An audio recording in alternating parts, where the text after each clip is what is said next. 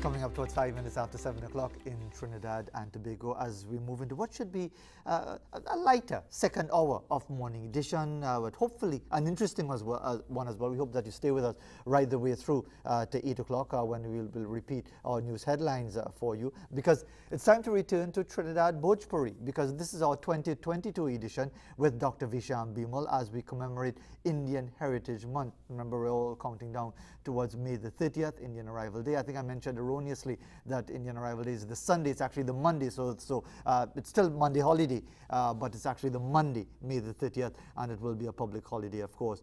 Dr. Visham is the founder of Caribbean Hindustani, has been doing extensive work year-round in promoting the culture and language of Trinidad Bhojpuri. Let's get into today's lesson. Dr. Visham, very good morning to you. Thanks for joining us. Thank you, and Shubh Indian Arrival Mahine Sabhan ke Sitaram Namaste or Assalamu Alaikum to all your viewers. Well, you start already, and as usual, you know, I forget all the lessons from what went on before. So we have quite a bit of ground to cover, and indeed we've got some generally good reaction to the Bhojpuri, to our Patois lessons as well. Many people fascinated by seeing the connections that we have even today with our roots and our different cultures and so on. So we're going to start probably appropriately with the alphabet, the Bhojpuri alphabet. So you do the introduction for us. Well, your audience would know Mr. Stefan Fellman. He did the Trinidad English Creole alphabet as well as the Trinidad Patois alphabet. So we teamed up this Indian Arrival to celebrate by doing a Trinbago Bhojpuri alphabet, where we would explore in our English Creole where vocabulary from Trinbago Bhojpuri or Trinidad Bhojpuri exists. And I think there's a video there for the introduction. All right, so let's go with that video now. The letter of the day is M. M is for May earlier, and if you didn't know, May month. Tomorrow started is Indian Arrival Month earlier, and all you know, I can't let this month go by just so without teaching all you something to get something sticking all your brains. But you know, I just teach funny, eh? So we're going and do a Trinbago Bhojpuri alphabet. The ancestors come from so far, we can't let them down. We have to keep learning and keep the culture alive. So I'm partnering with Dr. Visham Bimal and Caribbean Hindustani to teach on some word. That's what I'm telling you. So this whole month, we're going to start to talk some Bhojpuri. So let us strap in for the ride and let we get ready. Because May month is Indian Arrival Month, and we're going to appreciate the culture and learn May. There we go. So the letter of the day is the letter M, Dr. Visham? I think today's letter is U. And it's quite interesting with the alphabet because it's not like the English A, B, C, D, E, which we even use, he had used for English Creole as well as Patois, because the alphabet in Hindustani, be it Bhojpuri or Hindi, goes with the vowels. So it's A, E, U, A, I, O, and then it goes with the consonants K, K, G, G, based on your articulation points. So it's rather systematic arrangement of how they do it. So I'd like to introduce that to the Trinbagonian community, because a lot of people don't know that. And in fact, there's a lot of things we don't know, and I'm interested when we get down to the article by Dr. Winford James in The Guardian about even understanding how people express things in different languages and different cultures, and we all seem to frame it in the English language as if it's the only language that is spoken. So we're scheduling things hopefully to ensure that we have enough time to get to that as well. Because, for example, as you mentioned, you talk about not pronunciations and so on. In the Arabic language, for those, because being a Muslim and reading the Quran and so on, people aren't aware that there isn't a P sound. So when you hear Palestine, that is not Arabic. Because there's no P sound in Arabic. Because if you go in any Arab country, they don't say Pepsi, they say Bebsi, because there's no P sound in the Arabic language. Before I can do that quickly, you could see the alphabet. I have one video a day on Caribbean Hindustani and also on Stefan's page. The entire alphabet is covered, one letter a day for the month. Sure, great. So for all that we are going through, you can get even more information on Caribbean Hindustani as well. So let's move along. Vocabulary and expressions of congratulations, because that's one of the things that would have been part of our lessons, letting people become familiar with certain phrases and expressions as well. So let's move along. Right. So I think you would put up the vocabulary here for Right. So we have the expressions up on the screen right now. So you try them and let's see. Okay. So it's badhai. Yeah. Sub subhakamanyanen. Sub subhakamananayen. Nice. Subhakamanaye, right? Right. Sub subhakaman. Let me start again. No. Okay, so it's two words there. It looks like one. So it's Right. subha, there's a slash. Subha, and then there's subhakamanaye, right? Right. Those that's two separate words. And the last one you'd obviously know. Yeah, Mubarak. I mean, we just coming out of Eid Mubarak. So that one is relatively straightforward. So I don't know if you want to I didn't give the meaning. So what do you think these words might mean? Blessings, because, well, I know, again, it's probably unfair because I know the Mubarak one because it comes from the word barakat. Barakat Yes, means blessing. So it's a Right. greeting of blessings and good wishes to you. Would that be correct? Yes, and I mean in English it comes as congratulations in the context of the wish that you would have. Congratulating people, blessing people, giving them greetings, giving them positive vibes, essentially. So actually all these words here, except subha, means congratulations, best wishes. Subha, so the word subha and subha kamanai, I'm pronouncing it in Trinidad Bhojpuri, is actually shubh in Hindi, and is shubha kamanai. But there's no sha in Trinidad Bhojpuri, it's sa. So that's how we pronounce it. And they all mean congratulations. So we could look at them in the next slide where we're going to have some familiar expressions and probably new ones to your viewers. All right. So let's move to the next one. Okay, there we go. Again, because we're just coming out of Eid al-Fitr, Eid Mubarak or Jummah Mubarak. Jummah refers to Friday, which is known as Jummah, the day of the mandatory congregational prayer for men. So that's Jummah Mubarak. So Eid Mubarak, the blessings and the greetings of the day of Eid. Jummah Mubarak, blessings and greetings of the day of Friday. So there you have Janam Din Mubarak, Ke Badhai, and I keep stumbling over this one. Yeah, because I know it's a difficult word. Subha Kamanai. Subha is good. Subha Kamanaya, right. And Kamanai means, well, making it into a noun. Blessings, yeah, Mubarak, same exact Right. translation. And I want to ask you something about the pronunciation thing. When we finish this bit, then we have Kismis Ke Badhai, Kismis Ke Badhai, and then Shubh Diwali, again, which is something that we should all be quite familiar with when we come around to the Festival of Lights in October. You'll hear the greeting, Shubh Diwali. Shubh Deen, that's one you'll have to help me out with. Sure. Shubhadin. Shubh Din, okay, sorry, Shubh Din. Right. So you see the whole Mubarak, people just have this context that it's Muslim, but I want to highlight the expression Janam Din Mubarak, which is happy birthday. You could say Janam Din ke Subhakamnaye or Sub Janam Din. So that Mubarak could be used just like Sub, which is known to be mostly a Hindu greeting, or Mubarak, a Muslim greeting, conversationally in Trinidad Bhojpuri. They use in everyday expressions like happy birthday with Janam Din Mubarak, or you could say Janam Din ke Badhai or Janam Din ke Subhakamnaye, means the same thing. Christmas, you know what that means? No, tell me. Christmas. Okay. That's Christmas in Trinidad Bhojpuri. Christmas ke din is Christmas day. Okay. Right? In Hindi, it's Bada Din, meaning the big day. But we'll explain that another time. So essentially, in these expressions, you just add Mubarak. You could add Mubarak at the end of any greeting, right? And then I want to say Badhai Ho means congratulations. Mubarak Ho means congratulations. So Badhai, Mubarak, as well as Subhakamnaye all mean the same thing. And as we mentioned, the Shubh Diwali is straightforward. Shubh Din, just explain that one for us. Well, Subhadin really means happy day. Do I use it in the expression? But it means Subhadinai, means good days have come, auspicious days have come. That's in a Bollywood song. In Bhojpuri, it be Subhadinai, good days have come. So barakat days have come, essentially, prosperous days. That is that what that will mean. I wanted to show how subh in a different context means something differently. You wouldn't say subh also sometimes I believe would be used for good day, but it's not that frequent.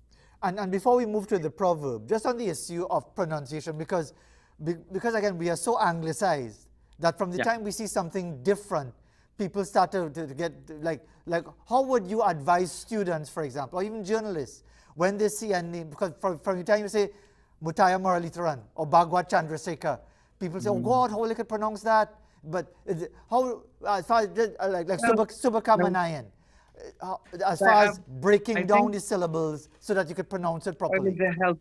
But honestly, the languages I know I would have learned because I would have listened to or tried to interact with it. If you look at CNN and if you look at international news, when they pronounce the place names and they pronounce a word that is out of a different language, they try to actually make it as close as possible. I want to highlight Shamji Ali here.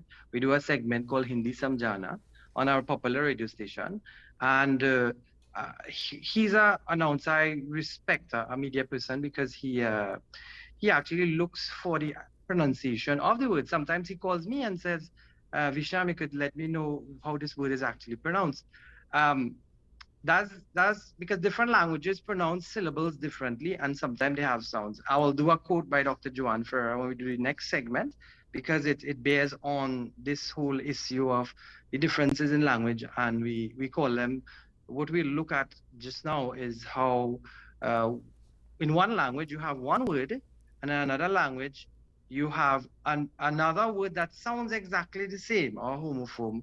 And in one context, imagine if that word might be derogatory, and in the other, it might be completely opposite. It could be congratulating somebody. You could Exactly. see what circumstance you could end up in. Sure. So let's move along, because we have three other segments for first segment of Trinidad Bhojpuri 2022. We have our proverb that we are going to put up on the screen if we have that available. If we have the proverb there, we can put it up. Right. Right. So you try it. Okay. Bag Chali Point. Is that correct? Yeah, that's correct. But how Indians say it, especially my grandmother, would be pint, bhag chali pint. I remember I interviewed this weekend with a lady in Trinidad Bhojpuri. She called the pundit bhag chali pint pundit. So pint is point forth, and you'd see the picture in the background, right? Right. Old people could paint. Bhag chali means let's go, or will we go, or shall we go? Bhag chali paint. Let's run away to Point Fortin. Two lovers, imagine. So if it's a Bhag chali paint pundit, I wouldn't go into what that might probably, what innuendos or what aspersions we could cast on such. But Bhag chali paint, if you see in our expression, and this is typical Trinidad Bhojpuri, when you want to exit from a circumstance and just go away and run away, you say, hum how many bhag chali paint, or just bhag chali paint. It means, well, let's run away. But the context is that point is there. This point is the average Trini, a far off place. So let's run away to point. That's what it means. Okay, that's an interesting one, and as you said, brings in the local context of Point Fortin, running away to Point Fortin in that regard. Item number 4 in our itinerary this morning is that we have a song that we're gonna play now before we get to the article by Dr. Winford James that will conclude our session, and so let's play that song now for you.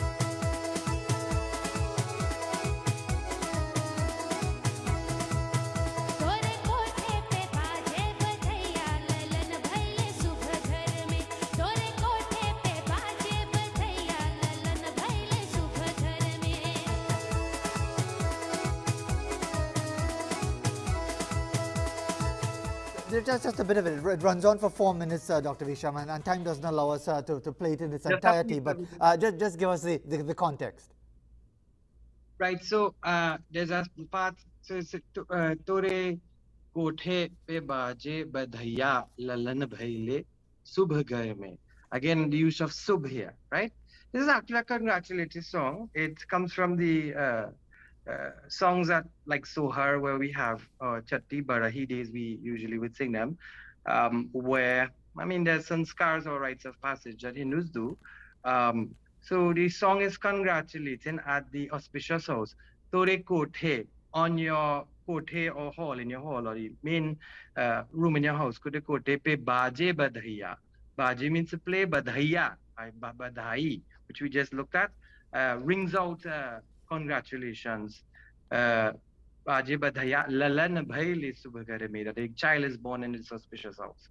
So this is one of the popular songs that we sing, folk songs, especially when a child is born. And this artist is Ashley Matadine from the Netherlands. And the original artist or recording would be from Drupati in Suriname. Okay, so that's another example of the use of Bhojpuri in our Trinidad culture. So in the time that we have available, let's get to this article from Dr. Winford James, which is headlined. It's from the Trinidad Guardian, I should mention, and it's headlined "The Shame of My Name."